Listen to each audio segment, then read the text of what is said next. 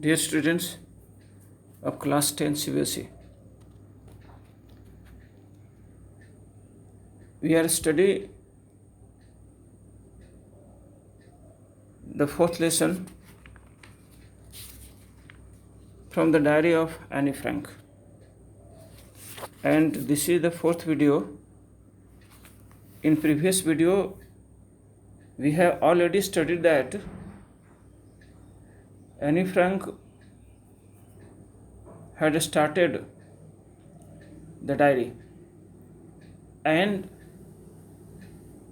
in which he had explained about the students of her classroom and about the meeting, that is the result day, and what is the situation, what is the mental condition of the students in the class.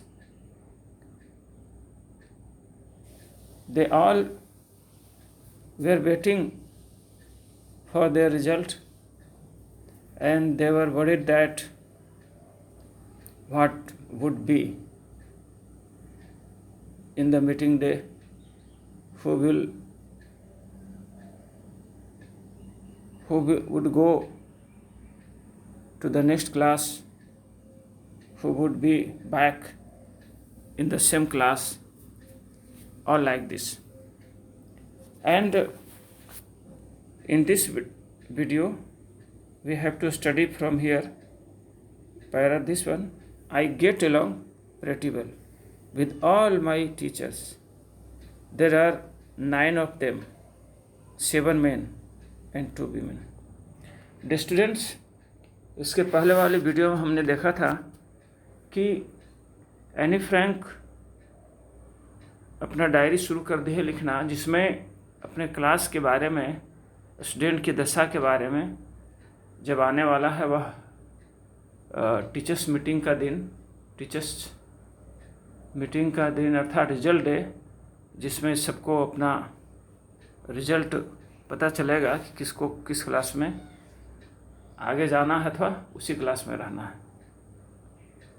तो इस मानसिक दशा का वर्णन के बाद हम देखेंगे आगे इस डायरी में एनी फ्रैंक और क्या लिखती है।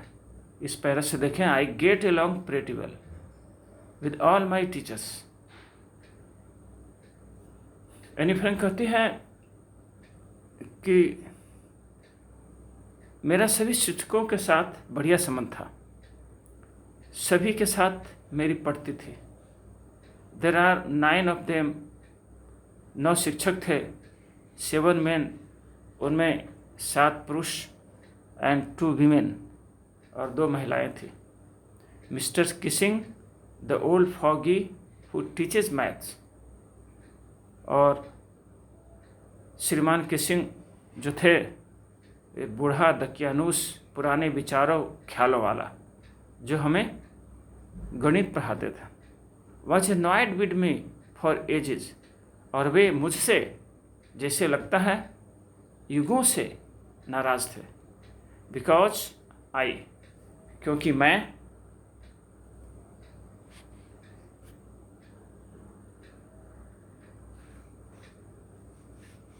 Because I talk too much, क्योंकि मैं बहुत बोलती थी कक्षा में, पीरियड में, उनके पीरियड के किसी भी पीरियड में बोलने की आदत मुझे थी, कुछ ज़्यादा बोलते। आफ्टर सेवरल वार्निंग्स ही असाइंड मी एक्स्ट्रा होमवर्क, और इस बोलने के एवज में पनिशमेंट के स्वरूप मुझे उन्होंने कई चेतावनियों के बाद मुझे अतिरिक्त होमवर्क दे दिया। ये सजा था मेरा।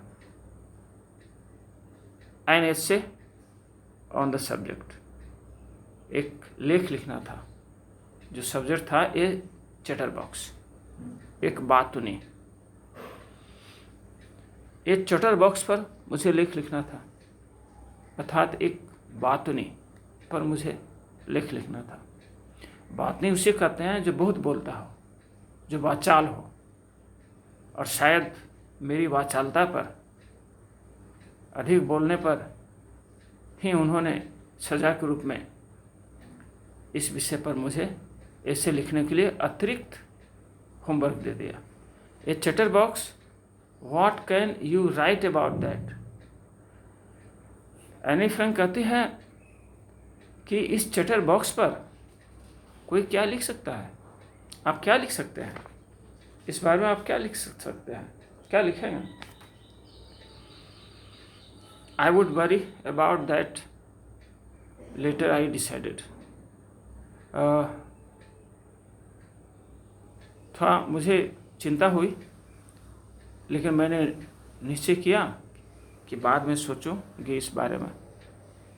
आई jotted down the title in my notebook. मैंने उस विषय को, जो मुझे असाइनमेंट मिला था, उस टाइटल को मैंने अपने नोटबुक में जल्दी से नोट किया। Tuck it in my bag, notebook को अपने बैग में रखा। And try to keep quiet, और शांत बैठने का प्रयास किया, शांत रहने की कोशिश की। Here given meaning, quacking in the woods.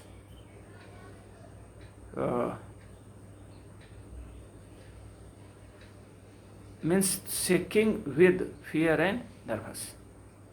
Quaking in woods मतलब टांगे हिलना, खास करके भय और नर्वस की स्थिति में। जो प्रीवियस वीडियो में ही आया था इसका मीनिंग, ये वर्ड आया था। Now see from here, that evening after I had finished the rest of my homework. उस दिन संध्या के समय मैंने अपनी सारी होमवर्क पूरी कर ली।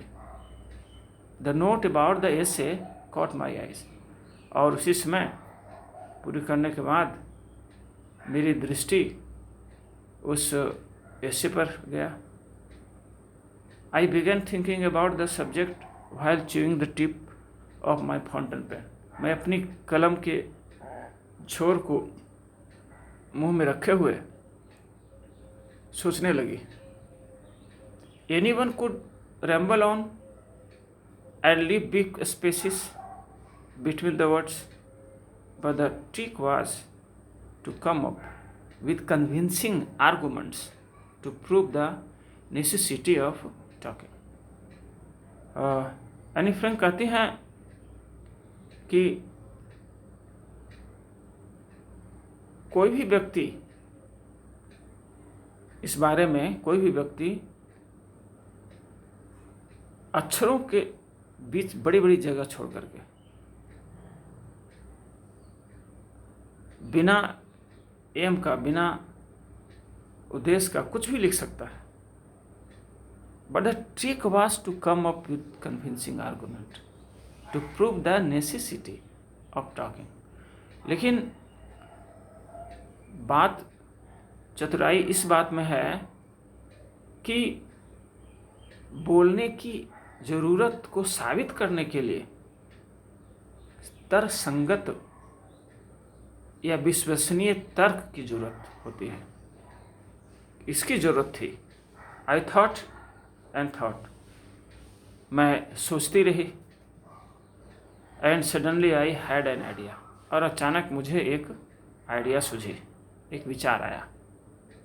आई wrote the 3 pages mister Keesing had assigned me, और मैंने 3 पृष्ठ लिख डाला उस पर, जिस पर मिस्टर किसिंग ने मुझे असाइनमेंट दिया था। एंड वॉज सेटिस्फाइड, और संतुष्ट हो गई। I argued that talking is a student's trait. उस निबंध में मैंने, उस लेख में मैंने जो तर्क दिया था वह यह था कि विद्यार्थियों को बोलना, एक विद्यार्थी का बोलना, टॉक करना, उसकी विशेषता है।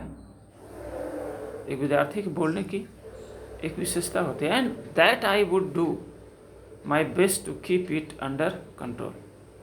और मैंने उसमें यह भी लिख दिया कि आगे से मैं अपने इस अधिक बोलने पर नियंत्रण रखूंगी। But that I would never be able to cure myself of the habit, since my mother talked as much as I did, if not more.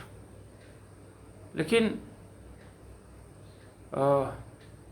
मुझे ऐसा लगता है कि मैं इस अधिक बोलने पर मैं स्वयं नियंत्रित नहीं कर पाऊंगी, क्योंकि मैं उतना ही बोलती हूँ जितना मेरी माँ भी बोलती थी। कम से कम इतना ही माँ भी बोलती थी, इससे अधिक तो कम से कम नहीं। अर्थात एनी फ्रैंक अपने को आदतन टॉकेटिव बताते हैं, और माँ के जैसा ही उसका भी नेचर है, स्वभाव है, इसको भी वह दिखाती है, बताती है।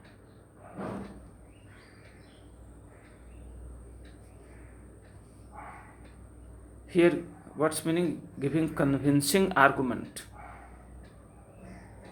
विश्वसनीय तर्क, a statement made in such a manner that people believe it, ऐसा तर्क देना जिससे लोगों को विश्वास हो जाए, विश्वसनीय तर्क।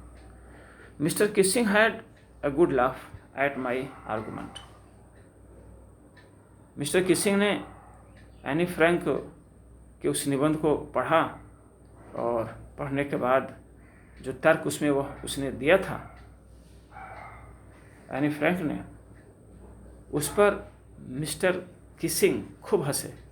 But when I proceeded to talk my way through the next lesson, लेकिन मैं अर्थात एनी फ्रैंक आगे आने वाले पीरियड में, पाठ में जब फिर टॉक करने लगी, फिर बोलने लगी, ही असाइंड मी ए सेकेंड एसे। तो एनी फ्रैंक कहती है कि उन्होंने पुनः मुझे अतिरिक्त होमवर्क दे दिया, एक ऐसे दूसरा ऐसे लिखने को दे दिया। This time it was supposed to be on an incorrigible chatterbox. इस टाइम जो निबंध का, ऐसे का जो विषय था, लेख का जो विषय था, वह एन इनकरेजिबल चैटर बॉक्स था, अर्थात नहीं सुधरने वाली एक बातुनी, असाध्य बातुनी इसे कहा जा सकता है, यही विषय था। I handed it in. Anne Frank कहती है कि मैंने इस पर भी लिखकर वह लेख सौंप दिया। And mister Keesing had nothing to complain about for 2 whole lessons. और इसके बाद मिस्टर किसिंग लगभग 2 पाठों, 2 पीरियडों तक कोई ऐसा मौका कंप्लेन करने का उन्हें नहीं मिला। However, during the 3rd lesson, he had finally had enough. लेकिन तीसरे पाठ तक आते आते उनसे सहन नहीं हो सका। Annie Frank, as punishment for talking in class, write an essay entitled "Quack Quack Quack," said Mr. Chatterbox. तो तीसरी पीरियड में, तीसरे पाठ में मेरे अधिक बोलने को सहन नहीं हो सका उन्हें, और उन्होंने पुनः मुझे पनिशमेंट के रूप में एक और ऐसे लिखने के लिए दे दिया, जिसका टाइटल था quack quack quack said mister chatterbox. का बातनी महिला ने कहा, यही था विषय। Here given again meaning, inherited traits means qualities physical और mental that one gets from one's parents. Inherited traits वंशानुगत आदतें, वंश से मिली हुई आदत, अपने माता पिता से जो आदतें मिलती हैं, जो गुण मिलते हैं, that is called inherited traits. Again next words, incorrigible, जो सुधारा नहीं जा सके, जो ठीक नहीं किया जा सके। In English, something that can't be corrected, usually a bad quality, जिसे सुधार नहीं जा सके, खास करके बुरी आदत के संबंध में इसका प्रयोग होता है।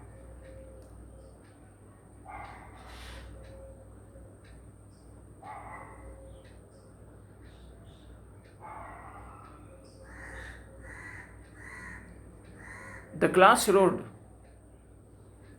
जब मुझे यह पुनः विषय मिला पनिशमेंट के रूप में निबंध लिखने के लिए, जो थोड़ा सा और ज़्यादा अजूबा था, quack quack quack said mister chatterbox, इस सब्जेक्ट को सुनकर पूरे क्लास के बच्चे ठहाके मारकर हंस दिए। I had to laugh too, मुझे भी हंसना पड़ा। Though I had nearly exhausted my ingenuity on the topic of chatterbox. Anne Frank कहती है कि यद्यपि मुझे भी हंसना पड़ा, लेकिन अब चटरबॉक्स जैसे टॉपिक पर मुझे लिखने की जो क्षमता थी, कल्पना शक्ति थी, और लगभग समाप्त हो चुकी थी। It was time to come up with something else, something original. अब समय आ गया था कुछ करने का, कुछ ओरिजिनल करने का, कुछ वास्तविक करने का था। My friend Sen, who is good at poetry, offered to help me write the essay from beginning to end in verse, and I jumped for joy. मेरी मित्र जो सेन थी, उसने मुझे मदद करने का ऑफर दिया, वो भी पोएट्री फॉर्म में शुरू से अंत तक कविता लिखने में मदद करने का, और मैं खुशी से उछल पड़ी। Mister Keesing was trying to play a joke on me with this ridiculous subject, but it would make sure the joke was on him.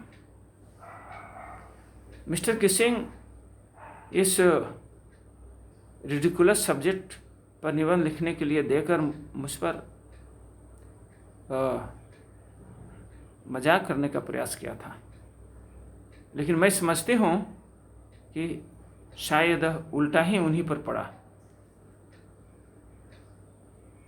Meaning here, the word is ingenuity, originally and inventiveness, ignity, originally and inventiveness. Ingenuity वह क्षमता, सोचने और कल्पना करने की क्षमता, मूल रूप में जो व्यक्ति में होता है। आई फिनिश्ड माई पोएम, मैंने अपनी कविता को पूरी कर ली। एंड इट वॉज ब्यूटीफुल, और यह बहुत ही सुंदर कविता थी। It was about a mother duck and a father swan with 3 baby ducklings. यह कविता एक बत्तख माँ की और पिता स्वान की थी, जिसके 3 बच्चे थे, 3 चूजे थे। Who were beaten to death by father because they quack too much. जिन्हें, अर्थात जिन बच्चों को पिता के द्वारा पीट पीट कर जान से मार दिया जाता है, क्योंकि वे बहुत ज़्यादा बोलते थे, क्योंकि वे बच्चे बहुत ज़्यादा काँव काँव करते थे। Luckily mister Keesing took the joke the right way. सौभाग्य से मिस्टर किसिंग ने इस मजाक को सहजता से लिया था। He read the poem to the class, adding his own comments and to several other classes as well. Mister Keesing ने उस कविता को क्लास में अपने कुछ कमेंट के साथ पढ़कर सुनाया, और ऐसे कई क्लासेस में भी उन्होंने उसे पढ़कर सुनाया। Since then I have been allowed to talk and haven't been assigned any extra homework. उसके बाद से मुझे बोलने की इजाज़त मिल गई और मुझे फिर अतिरिक्त होमवर्क नहीं मिला। On the contrary, mister Keesing's always talking chalk this days. इसके विपरीत मिस्टर किसिंग इन दिनों हमेशा मजाक किया करते हैं। Your Sunny extracted from the diary of the younger. और अंत में एनी फ्रैंक का ये डायरी यहाँ समाप्त होती है, और अंत में उन्होंने लिखा योर्स एनी, जो डायरी में लिखा जाता है उस तरह से। Dear students, the lesson has been finished here and you have to do some questions as a homework. See this.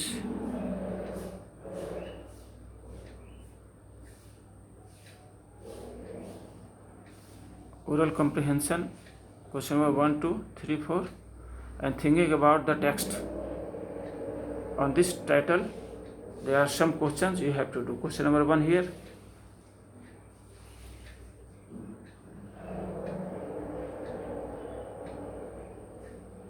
And 4, 5, 6, 7, all these questions you have to do.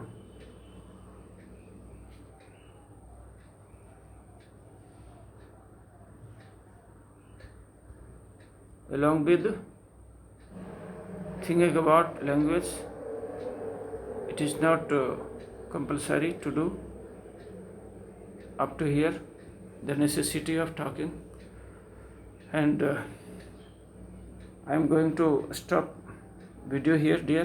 Thank you very much.